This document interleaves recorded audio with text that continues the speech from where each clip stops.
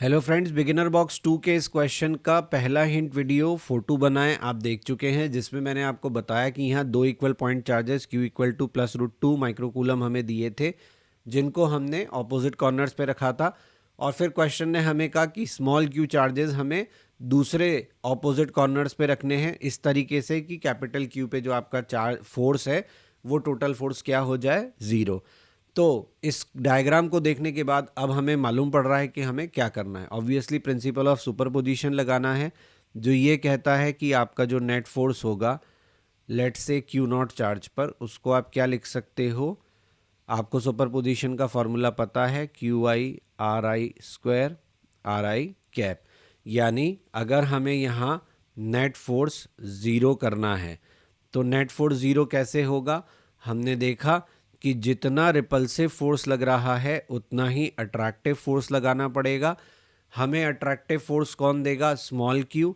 Repulsive force कौन देंगे, capital Q. Repulsive force की वैल्यू लिखेंगे तो के क्यू क्यू अपॉन, यहाँ क्यू कैपिटल क्यू के बीच का जो डिस्टेंस है वो हमने कितना लिया है, आर डैश।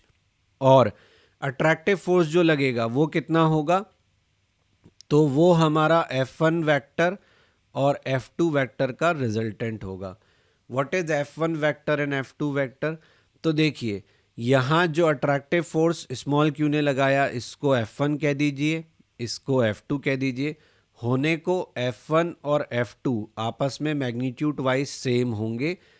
कितना होगा ये फोर्स, के क्यू अपॉन आर स्क्वायर। ठीक है। दूसरी बात, आर डैश को आप क्या लिखोगे, आर रूट 2 के बराबर लिखोगे। ये इंफॉर्मेशन आपको इस डायग्राम से मिल रही है कि आपका राइट एंगल यहाँ पे बन रहा है। आर आपका हाइट, आर आपका बेस और आर डैश आपका हाइपोटेनस हो गया। तो आर डैश का वैल्यू मिल गया, F1 F2 का वैल्यू मिल गया, और F1 F2 के बीच का एंगल क्या है, 90। तो हम जानते हैं दो वेक्टर्स जिनके मैग्नीट्यूड इक्वल हैं और 90 डिग्री पे एक्ट कर रहे हैं तो उनका रिजल्टेंट कैसे लिखा जाता है। तो ये हमारा इक्वेशन 1 था, ये हमारा इक्वेशन 2 और ये हमारा इक्वेशन 3।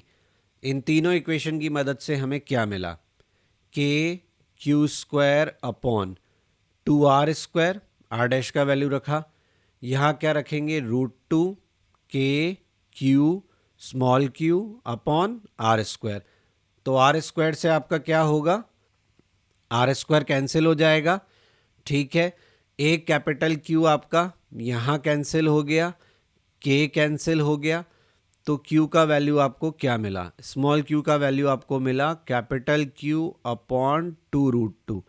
अब वैसे तो ये क्वेश्चन आपको सब्जेक्टिव उसमें दिया हुआ है, लेकिन पेपर में अगर ये क्वेश्चन ऑब्जेक्टिव में आए तो ध्यान रखिएगा कि जल्दबाजी नहीं करनी है।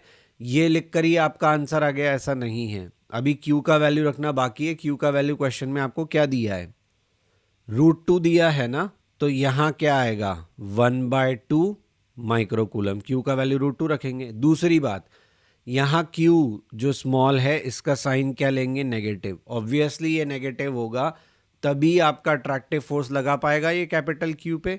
तो ये है इसका कंप्लीट सोल्यूशन।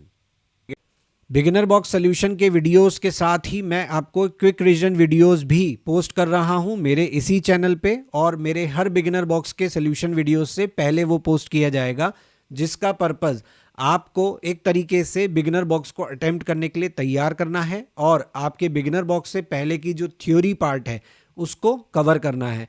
तो प्लीज़ अगर आपको बिगिनर बॉक्स को करने में कोई भी दिक्कत आ रही है तो क्विक रिवीजन एक्सरसाइज वीडियो देखना ना भूलें। So for that you have to like, share and subscribe my channel. Don't forget to press bell icon for notifications.